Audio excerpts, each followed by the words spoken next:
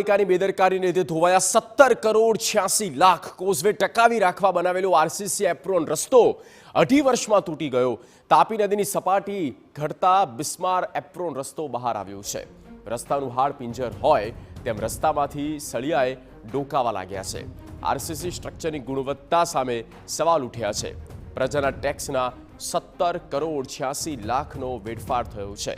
જવાબદાર અધિકારીઓ અને કોન્ટ્રાક્ટર વિરુદ્ધ કાર્યવાહીની માંગ કરવામાં આવી છે।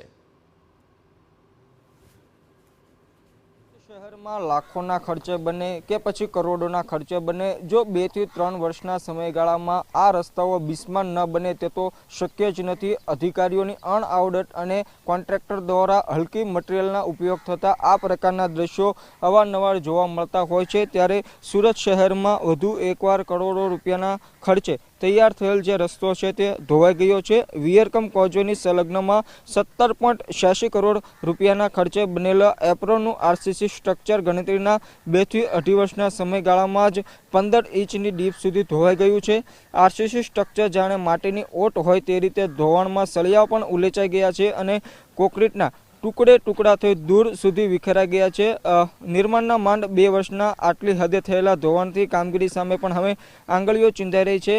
ત્યારે હાઇડ્રોલિક વિભાગે સિવિલ વર્કની મજબૂતાઈ મામલે રિસર્ચ રિપોર્ટ બાદ જ નિષ્કર્ષ કાઢવાનું રટણ ચલાવ્યું હતું। જાણે જવાબદારીમાંથી છટકવાનો પ્રયાસ કરતા હોય તેમ ઉચ્ચ કક્ષાએથી ચેક વિયરકમ કોઝવે વિભાગના આસિસ્ટન્ટ એન્જિનિયર સુધીના જવાબદારો પણ હવે જવાબ આપવાનું ટાળી રહ્યા છે।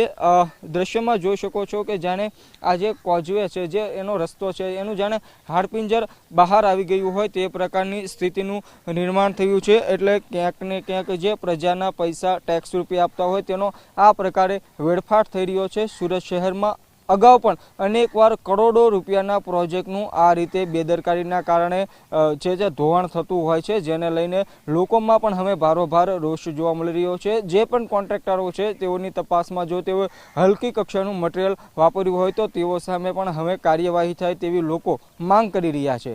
કેમેરામેન સંજય સાથે મેહુલ ભોકળવા, TV9 સુરત। સુરત શહેર આધુનિક ટેકનોલોજીનો ઉપયોગ